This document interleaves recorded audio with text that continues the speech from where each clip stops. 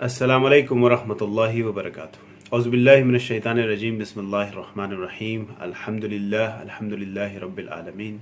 अस्सलातु वस्सलामु अला रसूलिहिल करीम।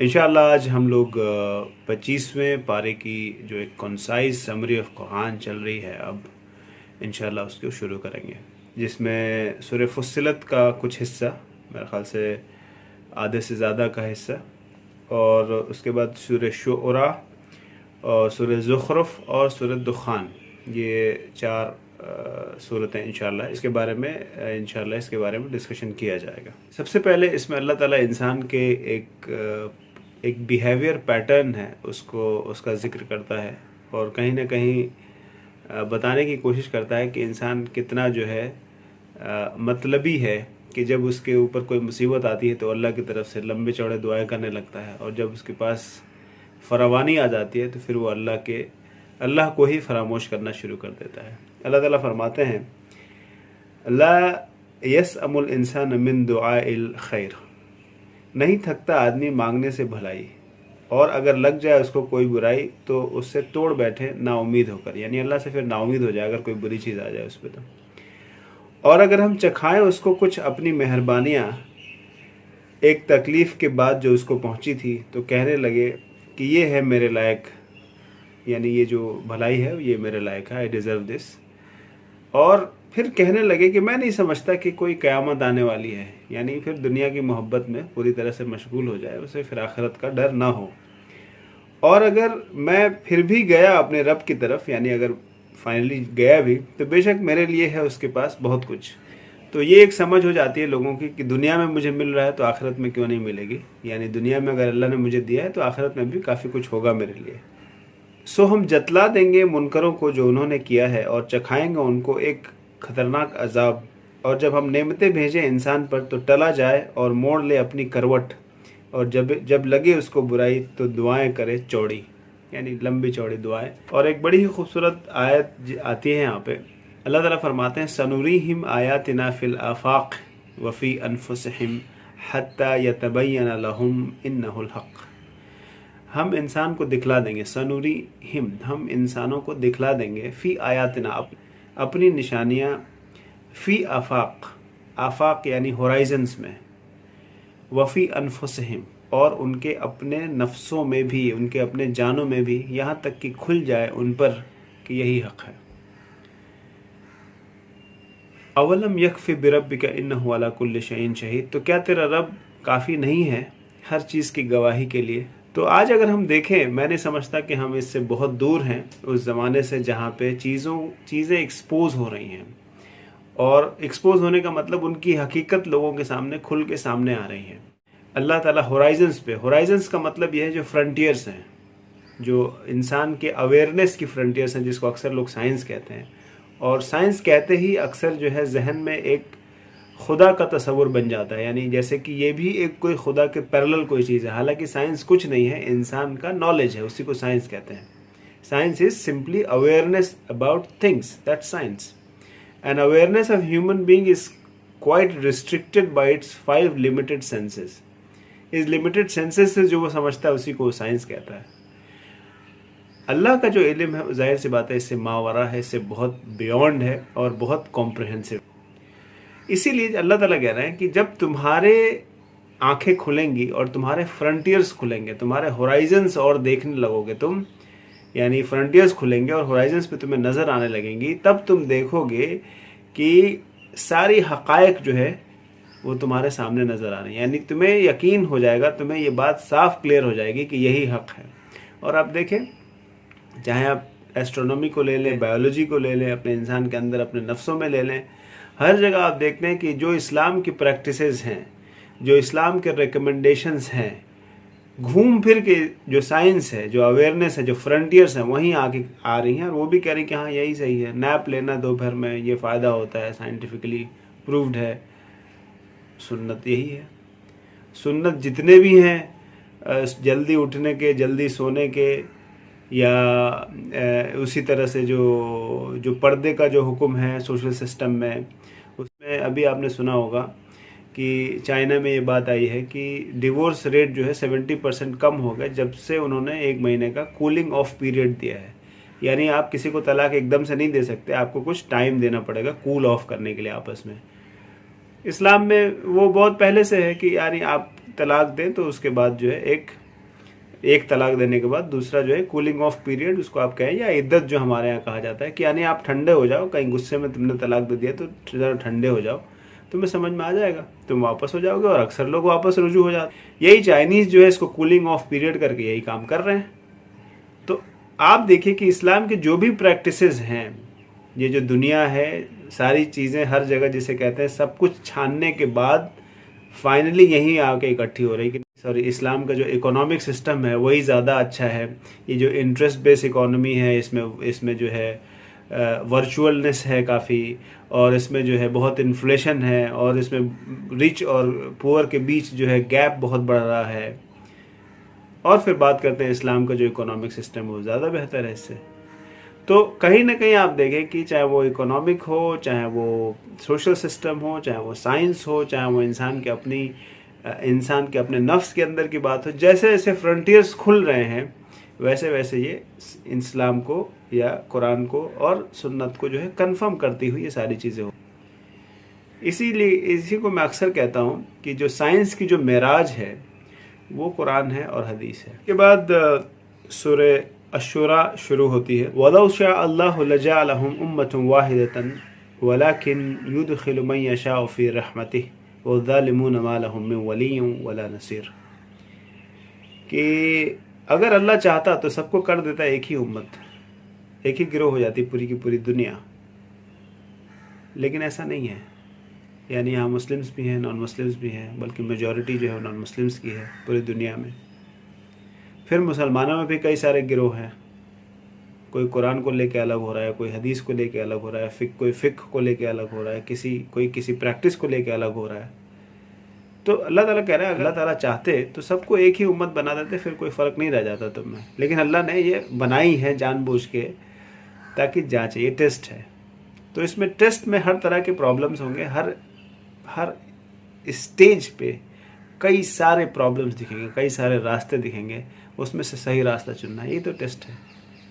तो वही अल्लाह ताला कहता है अगर अल्लाह ताला चाहता तो एक ही उम्मत बना देता तुम सबको, लेकिन ऐसा नहीं है। और उसी को अल्लाह ताला कहते हैं वलाकिन युदखिलु मन यशाअ फी रहमतिही, मगर ये कि अल्लाह चाहता है कि दाखिल करे जिसको चाहे अपनी रहमत में, और गुनहगार जो हैं उनका कोई रफ़ीक नहीं और कोई उनका मददगार नहीं। यहाँ पे एक ज़िक्र है, कुछ लोग जो दुनिया को ज़िंदगी का मकसद बना लेते हैं उनके बारे में एक तंबीह सी है। मन काना युरीदु हर्सल आखिरती नज़िद लहू फी हर्सिही, जो कोई भी चाहता है आखिरत की खेती तो ज़्यादा कर देते हैं हम उसके वास्ते उसकी खेती। यानी हदीसों में आता है कि अद्दुनिया मज़रतुल आखिरा, कि दुनिया जो है वो आखिरत की खेती है। तो जो कोई भी आखिरत की खेती है को बढ़ाना चाहता है अल्लाह ताला उसको बढ़ाते हैं, यानी आप कोशिश करेंगे तो आपकी खेती वहाँ पे बढ़ेगी। वमन काना युरीदु हर्सद दुनिया, और जो कोई चाहता हो दुनिया की खेती नुअतीही मिन्हा, उसे भी हम देंगे। वमा लहू फिल आखिरत मिन नसीब, लेकिन आखिरत में उसका कुछ नसीब नहीं है। यानी आप ये बात समझिए कि जिसने अपनी ज़िंदगी का मकसद दुनिया की खेती यानी दुनिया की मैक्सिमाइज करने की कोशिश में लगा रहा और उसको पर्पज़ ऑफ लाइफ बना लिया, तो उसे आखिरत में उसका कुछ नहीं है। और कितनी अफसोस की बात है। लेकिन जिसने आखिरत को अपना खेती बनाया, उससे ऐसा नहीं कि दुनिया में कुछ नहीं मिलेगा, दुनिया में उसे भी मिलेगा जो उसका रिस्क पहले से तय है। तो ये कितना अच्छा प्रोपोजिशन है कि आदमी आखिरत को पर्पज़ ऑफ लाइफ बनाए, और दुनिया में जो मिलना है वो तो मिलना ही है, यानी जो रिस्क है वो तो मिलना ही है। और रिस्क आप जानते हैं कि वो अल्लाह की इबादत या अल्लाह की नाफरमानी से उसका कोई रिलेशन नहीं है। यानी रिस्क जो है अल्लाह ताला जो है वो जो अल्लाह को नहीं मानता उसे भी देता है, बल्कि अगर आप इस तरह से देखेंगे तो आप देखेंगे जो लोग नहीं मानते उनके पास ज़्यादा है। तो इससे समझ में आता है कि रिस्क तो सबको उतना ही मिलेगा जितना उसके हाथ में पहले से तय है, लेकिन आखिरत की खेती उसके हाथ में है। चाहे तो वो आखिरत को अपना खेती का जिसे कहते हैं पर्पज़ ऑफ लाइफ बनाए, या चाहे तो दुनिया को अपनी पर्पज़ ऑफ लाइफ बनाए। लेकिन अगर दुनिया को पर्पज़ ऑफ लाइफ बनाएगा तो फिर आखिरत में उसको कुछ नहीं मिलेगा। यहाँ पे जो एक बात आई अम्रहुम शूरा बैनहुम, और इसको लेके अक्सर जो है उम्मत में ये एक अंडरस्टैंडिंग है कि इस्लाम के जो फ़ैसले होते हैं वो शुरायत से होते हैं।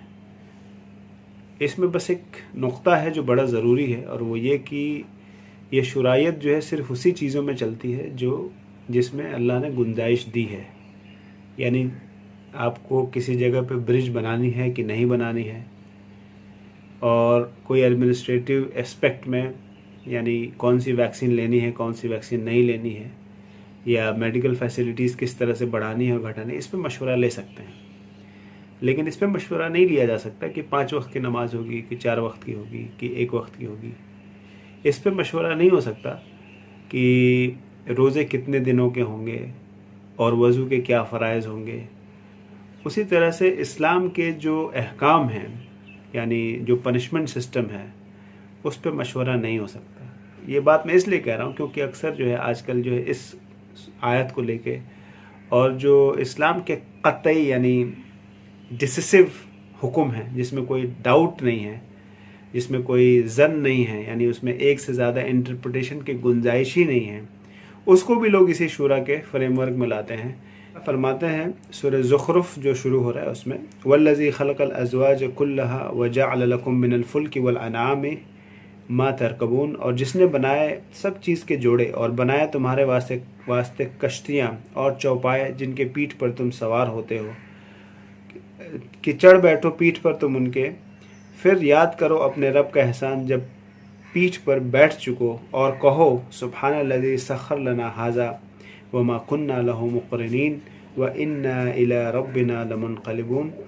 पाक है वो जिसने सख़र लना हाज़ा, जिसने इसको मेरे बस में कर दिया है। आप इस बात को समझिए कि जानवरों को अपने बस में करना, यानी अल्लाह ने किस तरह से सारे जानवरों को इंसान के लिए सब सर्वियंट बना दें। जैसे उनका काम ही है कि आप सर्व करें, एक बार हट कहो, एक बार आ कहो या कुछ आवाज़ दो, तो वो अपने आप बिल्कुल आके आपके काम पे लग जाते हैं, जितने भी जानवर हैं। और यकीन नहीं होता, आपको देखेंगे गाय भैंसों को, जो लोग इनको यानी इनके बीच में रह चुके हैं वो अच्छे से जानते हैं कि कितना मुश्किल होता है। अगर ये हट पे आ जाएं तो आप इनको थोड़ा सा हिला भी नहीं सकते। लेकिन इंसान जो है वो इंसान के इशारों पे जिसे कहते हैं नाचना, उस तरह से सारे जानवर करते हैं, चाहे वो हाथी हो चाहे शेर हो, यानी जो पालतू होते हैं। तो ये कैसे हुआ? क्योंकि अल्लाह ताला ने इनको बनाया ही इस तरह से कि इंसानों के सब सर्वियंट सर्व करें, और आप देखते हैं कि वो सर्व करते हैं। तो यहाँ पे बात आई कि इस पाक है ज़ात जिसने मुसख्खर कर दिया इसको हमारे लिए, यानी हमारे बस में कर दिया। वमा कुन्ना लहू मुक़रिनीन, और हम ना थे इसको काबू में लाने वाले, यानी हमारे बस में नहीं थी कि हम इसको काबू में लेके आते। व इन्ना इला रब्बिना मुनक़लिबून, और बेशक हम सबको अल्लाह के पास फिर जाना है, लौट जाना है। उसके बाद मूसा अलैहिस्सलाम का जिक्र आता है कि हमने भेजा मूसा अलैहिस्सलाम को अपनी निशानियाँ देकर फ़िरौन के पास और उनके सरदारों के पास, तो कहा कि मैं भेजा हुआ हूँ अपने रब का। फिर जब लाया उनके पास हमारी निशानियाँ तो वो लगे उस पर हंसने। ये सूरह दुखान है, तो इसमें दुखान का जिक्र भी आता है। क़यामत के दिन की बात अल्लाह ताला कहते हैं कि फ़रतक़िब यौम ताअती अस्समाउ बिदुखानिन मुबीन, सो तू इंतज़ार कर उस दिन का कि लाया आसमान में धुआं, सरीह खुला हुआ धुआं, जो घेरे लोगों को। ये अजाब है बहुत बड़ा दर्दनाक लोगों के वास्ते। ऐ रब खोल दे हम पर ये आफत, हम यकीन लाते हैं। यानी लोग ये कहेंगे कि इस दुखान को हटाइए, हम यकीन लाते हैं। कहाँ मिले उनको समझना, और आ चुका उनके पास रसूल खोल कर सुनाने वाला। फिर उससे पीठ फेरी और कहने लगे सिखाया हुआ है ये बावला। यानी जब रसूल आया तब तो माने नहीं, अब अजाब आया तो कह रहे हैं कि हम यकीन लाते हैं। हम खोल देते हैं ये अजाब थोड़ी मुद्दत तक, तुम फिर वही करोगे। यानी अगर हम खोल भी दें ये तो तुम फिर वही करोगे। जिस दिन पकड़ेंगे हम बड़ी पकड़, तहकीक हम बदला देने वाले हैं। और जांच चुके हम उनसे पहले फ़िरौन की कौम को, और आया उनके पास एक रसूल इज़्ज़त वाला कि हवाले करो मेरे बंदों को खुदा की।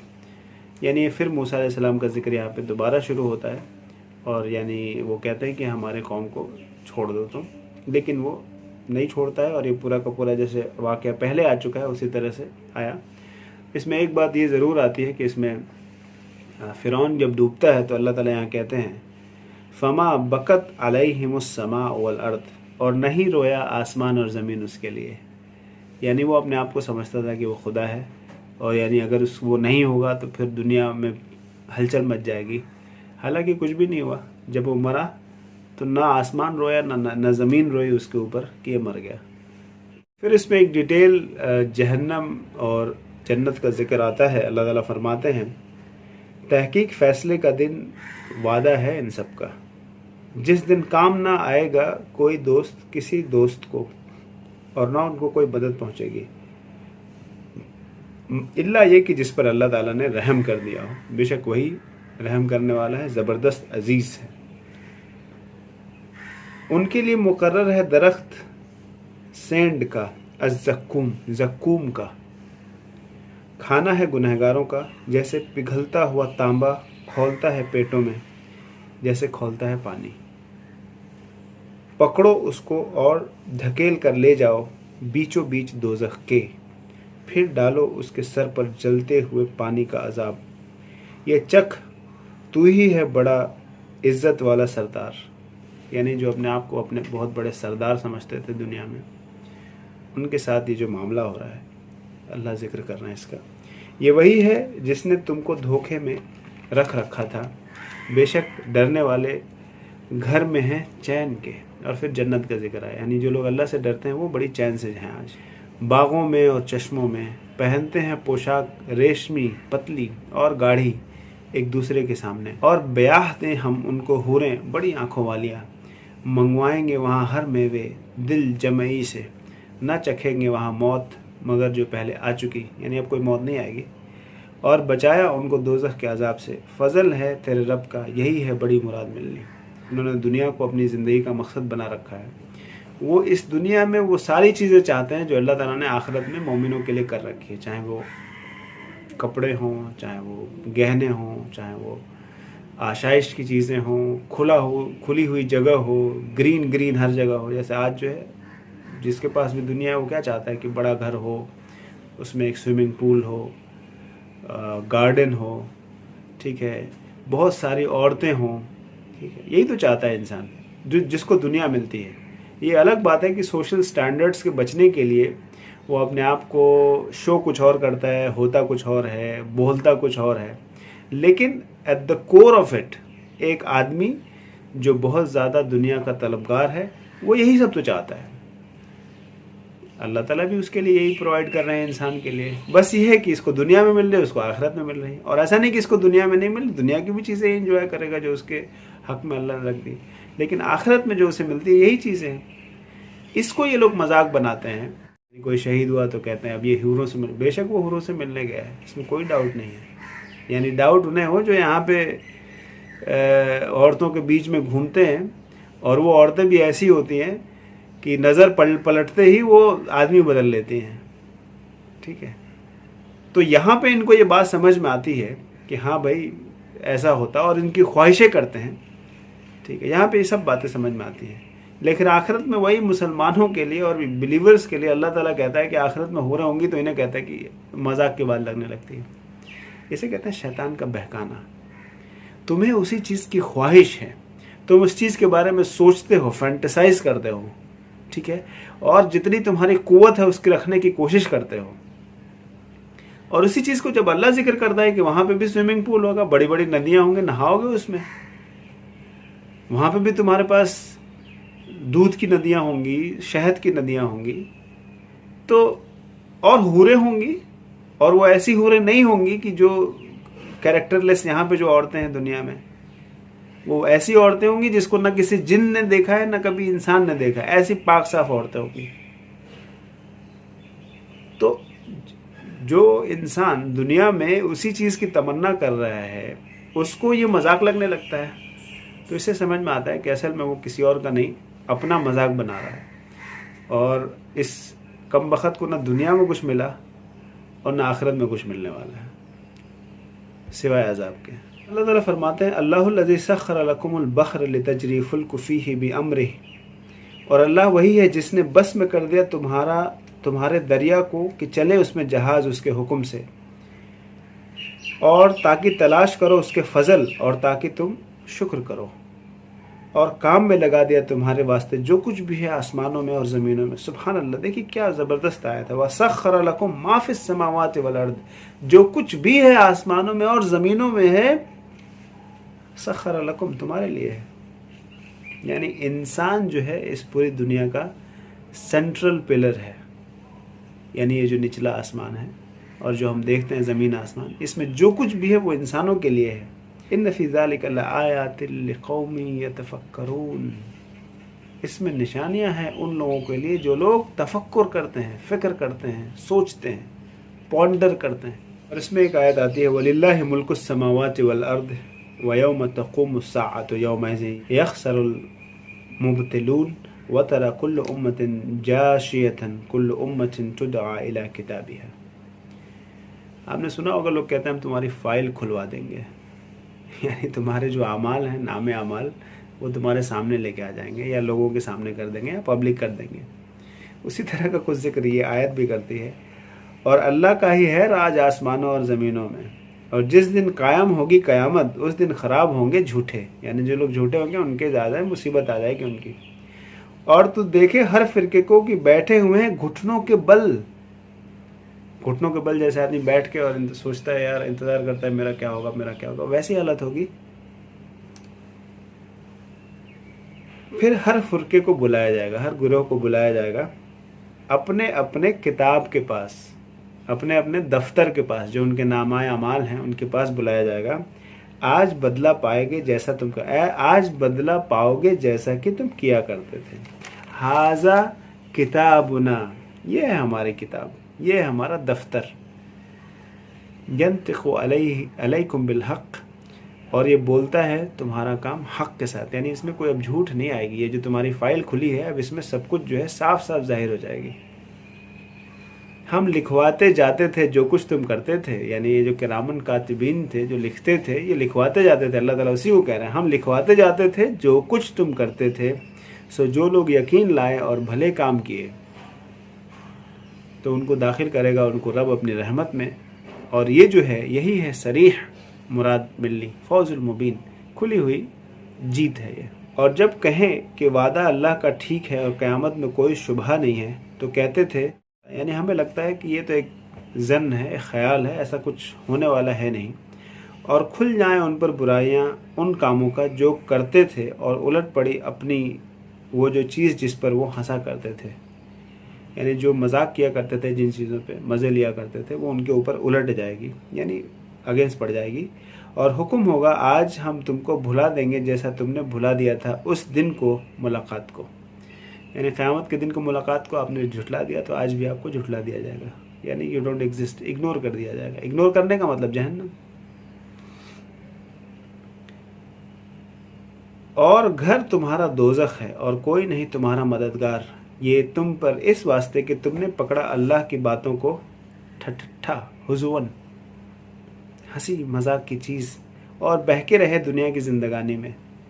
सो आज ना उनको निकालना मंजूर है वहाँ से, और ना उनसे मतलूब तौबा है, यानी ना तो उनको वहाँ से निकाला जाएगा, ना उनकी तौबा कोई कबूल की जाएगी। फ़लिल्लाहिल हम्दु रब्बिस समावाति व रब्बिल अर्द रब्बिल आलमीन। सो अल्लाह ही के वास्ते है सारी खूबियाँ, सारे आसमानों का रब है और वो है सारे जहानों का रब। वलहुल किब्रिया फिस समावाति वल अर्द, और उसी की बड़ाई है आसमान और ज़मीनों में। वह हुवल अज़ीज़ुल हकीम, और वही है ज़बरदस्त हिकमत वाला। जज़ाकल्लाह खैर फॉर योर टाइम। अस्सलामु अलैकुम व रहमतुल्लाहि व बरकातहू।